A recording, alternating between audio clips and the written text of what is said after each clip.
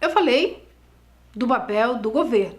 Agora vamos falar dos outros stakeholders. O governo tem um papel coercitivo. Ele tem um papel de comando e controle. Ele tem a caneta que decide como as empresas devem funcionar, como a sociedade deve funcionar. Mas e os outros stakeholders? Como é que eles podem influenciar a estratégia das organizações? E por outro lado, como é que a empresa pode definir quem são os stakeholders prioritários? Existem 3 atributos extremamente importantes nessa definição que ajudam bastante as empresas nesta tomada de decisão. São 3: poder, legitimidade e urgência. Como é que funciona? Quem tem o poder, por exemplo, o governo tem o poder coercitivo. Ele pode definir e a empresa pode atuar. Um assaltante também tem poder, não tem?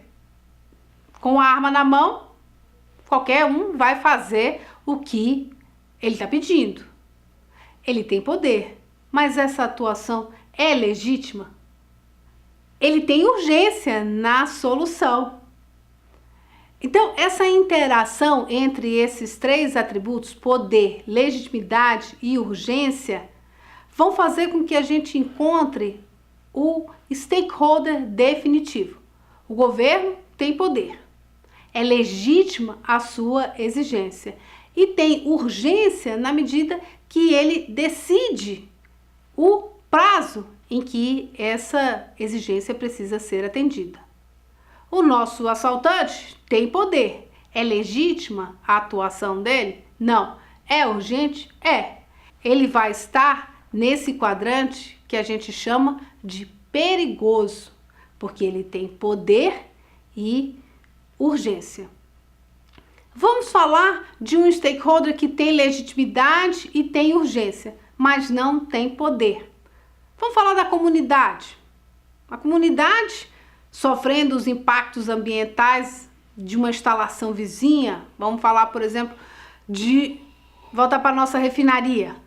A refinaria lançando as emissões.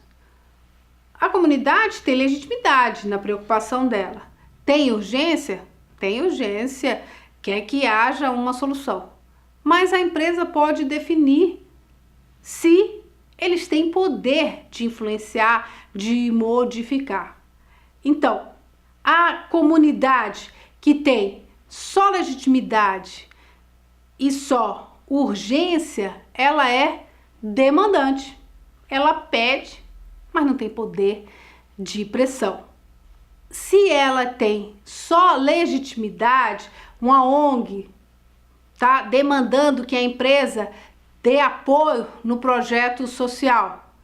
Mas um projeto social para ajudar as velhinhas lá da casa de saúde.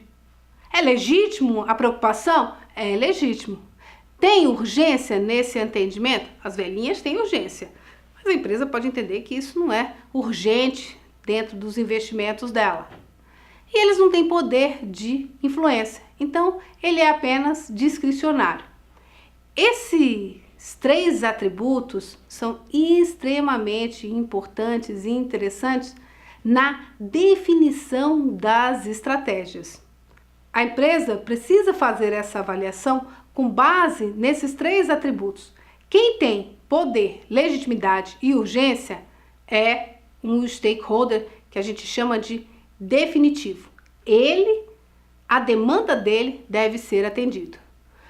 Quando ele tem só 2 desses atributos, ele já se encontra numa escala menor de prioridade.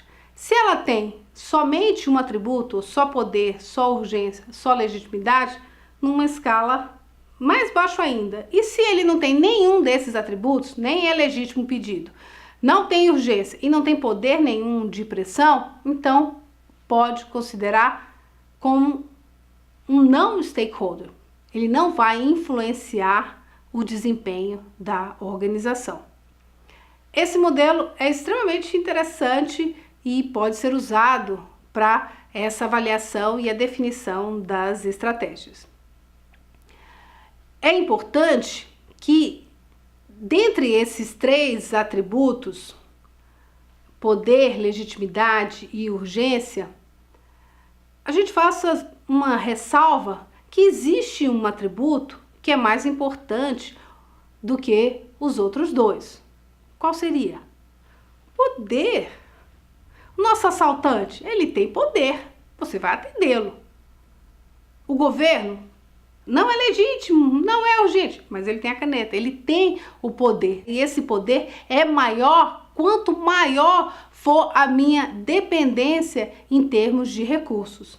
Eu tenho um único fornecedor, ele tem poder.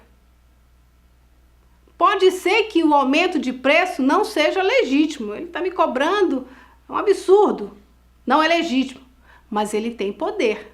Sem esse fornecedor, eu não posso operar. Daí, identificando esses 3 atributos, mas tendo uma atenção especial ao poder, nessa definição de qual é a dependência que eu tenho dos recursos com relação a esse stakeholder, orienta a empresa na decisão. E o potencial para cooperar entre empresa e stakeholder é determinado pela interdependência que existe com a organização. No framework para análise e avaliação da performance corporativa, tomando com base essas demandas dos stakeholders, é importante identificar os 3 atributos: poder, legitimidade e urgência. É importante olhar para o poder, mas é importante também decidir quais são as questões sociais. E, quando necessário, uma legislação é criada para regulá-la. Então, vejamos, uma questão social, ela gera uma demanda por uma legislação, e aí passa a ser uma questão legal. Quando não existe essa questão legal, essa demanda é uma demanda dos stakeholders. Então, no nosso framework, a primeira questão a se perguntar, quando a empresa estiver analisando esses stakeholders, essas demandas, é: exigido por quem? Existe uma legislação? Quais são os limites? Esta demanda é uma demanda legítima? É uma demanda urgente? A empresa tem poder? É importante que ela faça essas perguntas para definir como ela vai atuar. E aí a gente chega na teoria instrumental dos stakeholders.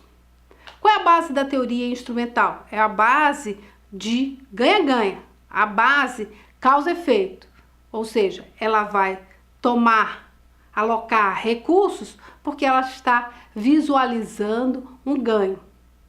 Ações, por exemplo, que indiquem uma falha na reputação por uma conduta não ética, pode ser associado a um sucesso menor no mercado. A base da teoria instrumental dos stakeholders significa definir o meu stakeholder, mas eu preciso identificar quais são os ganhos e quais são os impactos de não atender aquela demanda. As empresas são operadas por gerentes profissionais que são os seus agentes contratados. É importante que nessas pressões competitivas do mercado que sejam identificados então os benefícios. Em um mercado competitivo, as empresas podem ser penalizadas quando elas não conseguem fazer essa avaliação do tipo ganha-ganha, que é a base da teoria instrumental. E lá vamos nós para os custos de transação. Resolver o problema de agência, ou seja, quais são os custos devido ao acesso da informação insuficiente, sobre a qualidade dos gerentes contratados. A teoria instrumental dos stakeholders, ela estabelece essa necessidade de ganha-ganha, uma relação de causa e efeito. E na teoria instrumental, as firmas têm relacionamentos que são chamados de contratos. E os únicos que não têm claramente quanto vão ganhar dentro desses contratos são os acionistas. Os empregados sabem quanto vão ganhar no final do mês. Foi feito um contrato com eles e eles sabem ao final do mês eles vão ganhar o salário. Os fornecedores sabem quanto vão ganhar no final do mês, em cima das suas vendas. Então, existem contratos. Mas o acionista, ele sabe quanto ele vai ganhar no final do mês? Depende das vendas, depende de um comportamento em que ele não tem esse controle. Ele se esforça para ter o máximo de vendas, mas não está claro quanto ele vai ganhar. É exatamente esse o foco da teoria instrumental dos stakeholders. Se a empresa estiver atendendo a todas as demandas, essas demandas elas têm um custo. E no final, quanto o principal, o acionista, o dono da empresa vai ganhar depois de ter atendido a todas essas demandas? É exatamente esse o foco da teoria instrumental dos stakeholders. Conseguir fazer essa avaliação em cima dessas demandas, em cima do poder, da urgência, da legitimidade dessas demandas, quanto isso vai custar, quais os recursos que precisam ser alocados para atender essa demanda. O foco da teoria instrumental, então, ela está baseada nos custos. Os custos da agência, que é exatamente esse conflito que existe entre o principal e o agente contratado para realizar, para gerenciar a empresa. Os acionistas querem ser remunerados, mas o agente toma decisões para atender demandas dos stakeholders. Está no foco da nossa teoria instrumental. Para tomar essas ações, existem custos, que são chamados custos de transação. E quanto maior a assimetria de informação, maiores são os custos. Eu posso também ter custos do time de produção, ou seja, custos focados no deslocamento dos meus recursos. Ao invés de eles estarem produzindo, eles estão desenvolvendo projetos sociais, eles estão cuidando dos impactos ambientais. Está dentro dessa relação de ganha-ganha. Isso nos leva aqui. Processos de produção ineficientes, planos de marketing não inspiradoras, produtos obsoletos podem manchar a reputação e a confiança com os stakeholders. É importante, então, que a empresa esteja bastante atenta ao seu ambiente externo, à necessidade e como ela vai atender a essas demandas. É importante, então, que haja relacionamento.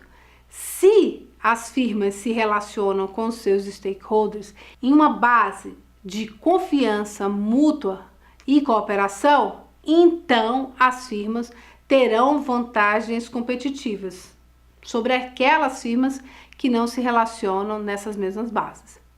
A teoria instrumental dos stakeholders, vocês já podem dimensionar que ela não é simples, é uma visão complexa, porque eu preciso identificar quem são os meus stakeholders, fazer essa identificação, priorizar, identificar as questões, se são questões sociais, se são apenas demandas dos stakeholders, a base legal que existe para ter determinada exigência. Preciso identificar todos os conflitos que existem em termos de informação. A informação precisa ser o mais perfeita ou o mais precisa possível para que haja uma tomada de decisão correta.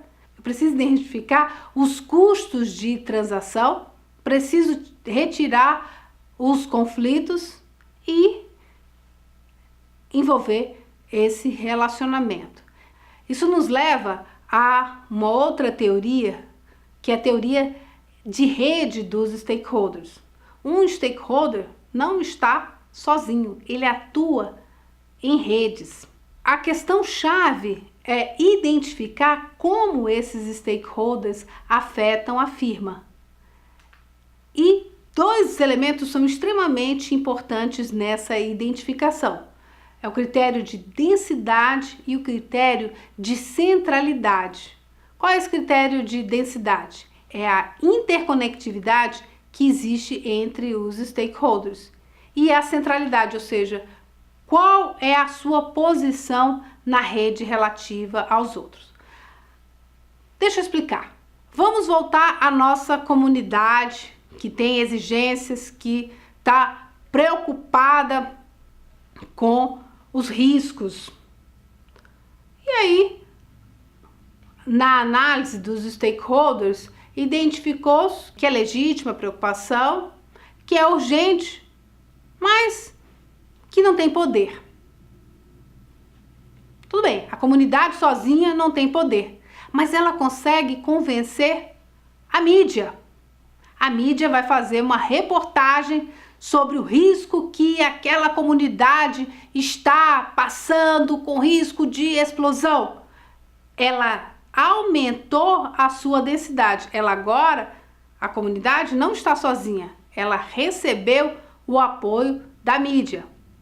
Que a partir dessa reclamação, ela recebe o apoio do governo. Vamos fazer uma fiscalização. Então, na visão de stakeholder, ela é muito mais ampla, porque não é analisar apenas um indivíduo, uma parte interessada. É analisar a capacidade de atuar dentro de uma rede. Estudar, então, a interconectividade que existe entre os stakeholders e a centralidade, ou seja, a posição. O quanto mais próximo o stakeholder está da empresa, maior é a centralidade, maior, então, será o poder, a urgência e a legitimidade. A demanda dele precisa, então, ser prioridade. Para finalizar a nossa questão da teoria dos stakeholders, é importante identificar se as demandas são das empresas ou se as demandas são dos stakeholders. E nesse conceito, a empresa vai atender aos stakeholders que controlam os recursos críticos. E é importante que a empresa assuma um comportamento de aversão ao risco. Se ela adota esse modelo de aversão ao risco, ela vai estar considerando os ganhos daquele comportamento. A comunidade, se eu tiver numa abordagem identificando os recursos críticos, não, ela não controla recurso crítico. À medida que ela aumentou a densidade da rede, ela vai ganhando poder de influenciar. A demanda dela passa a ser mais legítima, passa a ser mais urgente. Então, a empresa avança dentro dessa estratégia de identificar e atuar de forma proativa. Foi exatamente isso que eu tentei passar para vocês na aula de hoje, e mostrando quem são os stakeholders, como eles atuam, se a empresa deve trabalhar no engajamento ou no gerenciamento, como o governo exerce o seu papel de influência, e apresentei para vocês os atributos e os mecanismos que existem para gerenciar esses stakeholders e reduzir os riscos dessa interação.